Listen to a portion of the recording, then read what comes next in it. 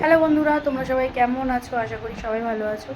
তো ঠিকঠাক ভিডিও তো করতে পারছি না, রিলসও করতে পারছি না। কেন? আমার ভিডিও সেট আপগুলো সব ওই বাড়িতে রয়েছে। তো ওখান থেকে এখানে আবার সেট আপ করতে যদি বাড়িটা একটু ছোট ছোট, ঠিক আছে, কোনো ব্যাপার না। ছোট বলে জীবনে কিছু হয় না, সব কিছুই মন মন যেখানে স্থিরতা রাখবো সেখানে।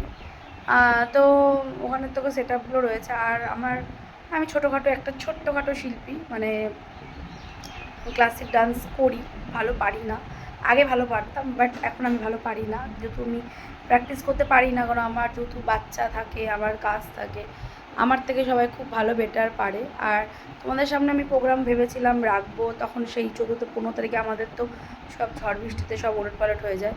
তো আশা করি তোমাদের আশীর্বাদে, ভালোবাসাতে আবারও বৃহস্পতিবারে হয়তো হতে হবে আমাদের প্রোগ্রামটা। তো যারা যারা দেখতে চাইছো, কল্যাণী ঋত্বিক সদনে চলে যেও, ঠিক আছে? তো তারা আমাদের প্রোগ্রামটা দেবে। আমি দেখো একটা কথা বলি, অনেকে এটা নিয়ে অনেকে বলে যে সামনে দাঁড়ানো পেছনে দাঁড়ানো, অনেকে হয়তো ভাববা তুই মোটা, নাচ পারিস না, তাই পেছনে দাঁড়াস। এটা তোমাদের মত বলতেই পারো। আমি মনে করি কি, হ্যাঁ, অবশ্যই আমার থেকে যে বেশি ভালো করে সে সামনে দাঁড়ানোটা ডিজার্ভ করে, এটা আমি নিজে থেকে বলতে চাই। আর আমি ছোটোর থেকে কোনোদিনও না, মানে কোনোদিনও স্যারদের ওপরে কথা বলিনি। আমার যে স্যার ম্যাম যেই হোক, আমি হেভি স্ট্রিক্ট কথা বলি। আমি যাকে মানি, মানে আমি যাকে গুরু বলে মানি, সে যদি ভুলও বলে আমাকে, আমার কাছে সেটা ঠিক। কেন? আমি তাকে, আমার মা এটা শিখিয়েছে আমাকে যে জীবনে তুমি যার ছাত্র, মানে আমি যার কাছে আমি শিখি বা আমি পড়ি, আমি হয়তো বড় কিছু বাইরে, কিন্তু আমি শিক্ষার জায়গাটায় না, আমি তার কাছে তার শিশু, তার সন্তান। আমার বাবা, মানে আমার মা যেমন আমাকে শাসন করেছে, তেমন তার অধিকার আছে আমাকে শাসন করার। এটা আমি খুব গর্ব করি। আমার বেবিকেও আমি এইভাবেই বলি যে স্যার ম্যাডামরা যেটা বলবে সেটাই তুমি, তারা যদি তোমাকে ভুলও শেখায়, সেটা তখন তুমি হ্যাঁ বলতে পারো যে ম্যাম এটা ভুল, তুমি তার উপরে কোনো কিছু বলবে না। কেন?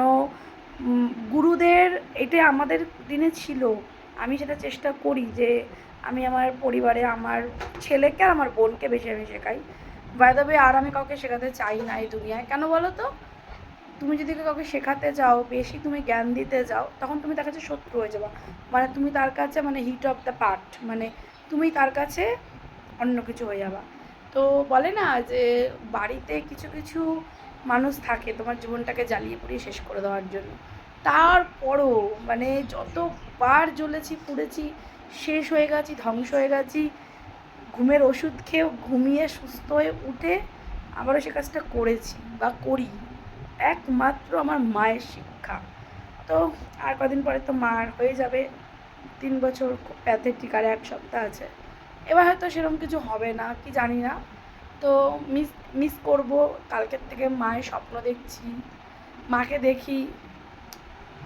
এটা নেক্সট ভিডিওতে বলবো। চলো, এটা বড় হয়ে যাচ্ছে।